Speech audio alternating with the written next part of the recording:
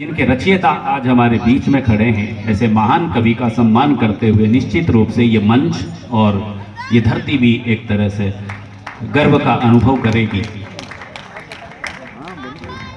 बहुत बहुत बधाइयाँ किशनलाल जी वर्मा साहब को कि उन्होंने अपने जीवन काल में अपने ज्ञान से और अपने अनुभव से अर्जित जो ज्ञान था वो समाज को समर्पित किया।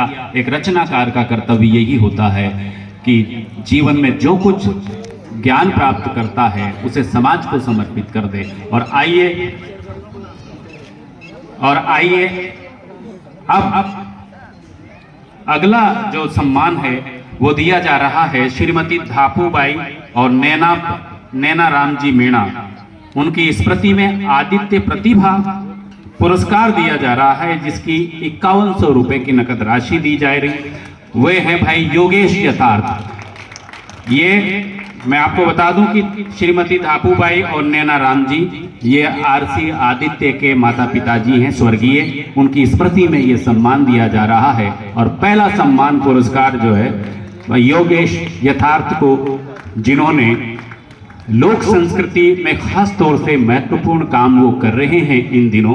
और ढाई कड़ी की रामलीला और अन्य इस तरह की जो हमारी सांस्कृतिक जो एक तरह से विरासत है हमारे क्षेत्र की लोक भाषा में जो वो काम कर रहे हैं, वो निश्चित रूप से पुरस्कार के असली हकदार हैं। और हम उन्हें आज यहाँ सम्मानित करते हुए बहुत ही गर्व का अनुभव कर रहे हैं। योगेश यथार्थ कवि और लेखक और बहुत ही सौम्य स्वभाव उनका,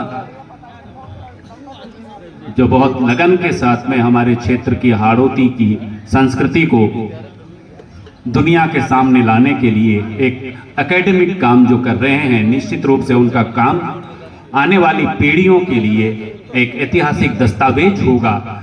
जब युवा पीढ़ियां ये पूछेंगे कि ढाई कड़ी क्या है,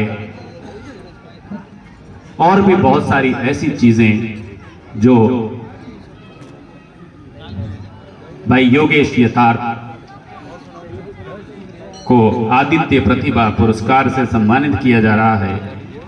और समाज का यही दायित्व है कि जो लोग जो चीजें इतिहास में गुम हो जाएंगी उनको जीवंत रखने के लिए अपनी मेहनत से, अपने त्याग से जो लोग काम कर रहे हैं, समाज का दायित्व बनता है कि ऐसे लोगों को सम्मानित किया जाए। जो लोग सक्षम हैं वो लोग इस दिशा में आगे आएं। निश्चित रूप से आपके धन का और आपकी सामर्थ्य का सच्चा उपयोग यही है कि आप अपने विद्वानों को, अपने लेखकों को आप सम्मानित करें। दुनिया में बहुत कुछ हो रहा है लेकिन उसे याद नहीं रखा जाएगा। अगर आपने किसी रचनाकार को, किसी कलाकार को सम्मान किया है, आपके धन का उपयोग किया है, तो निश्चित रूप से वो बहुत बड़ी बात होगी। तो बहुत बहुत बधाई योगेश भाई को।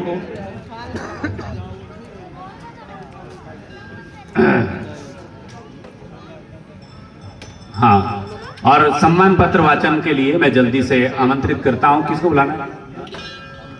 कि देव के दर्पण को मैं आमंत्रित करता हूं कि किशनलाल वर्मा जी का सम्मान पत्र का वाचन करेंगे।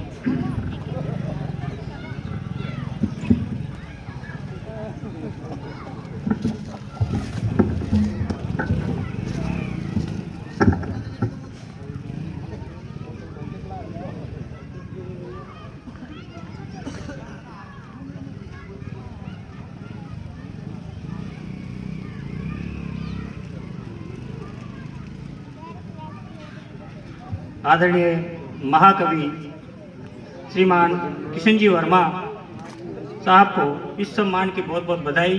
आइए मैं सम्मान पत्र पढ़ता हूँ।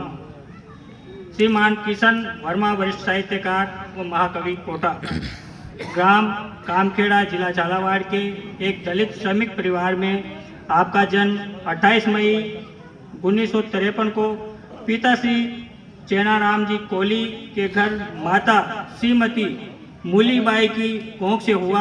आप बाल्यकाल से ही विलक्षण प्रतिभा के धनी हैं। आपने पिता के साथ वाद्य वादन कला सीखी और पढ़ाई लिखाई में भी अग्रणी रहे हैं। उच्च माध्यमिक शिक्षा के बाद आप उदयपुर के RNT मेडिकल कॉलेज से नर्सिंग डिप्लोमा किया तथा 1900 1979 में आप बीकानेर के मेडिकल कॉलेज में द्वितीय श्रेणी मेल नर्स के रूप में सरकारी सेवा में नियुक्त हुए। जन सेवा करते हुए आपने जन मूल्यों की रचनाएं आरंभ की। आपका हाड़ौती राजस्थानी भाषा पर अच्छा अधिकार है। हाड़ौती में आपने महाकाव्य, खंड काव्य, गीत संग्रह तथा एक कृति का अनुवाद भी किया है। हिंदी में भी आपकी 4 कृतियां प्रकाशित हैं। आपको राष्ट्रीय व प्रदेश स्तर के दर्जनों सम्मान व पुरस्कार प्राप्त हो चुके हैं। आपने अपनी प्रतिभा व साहित्यिक सृजन से हाड़ौती अंचल को गौरवान्वित किया है। तदर्थ आपको इस मंच द्वारा श्री आदित्य रत्न सम्मान 2024 से अलंकृत करते हुए श्री सूर्यदेव से आपकी दीर्घायु एवं यश वृद्धि की कामना करते हैं। धन्यवाद।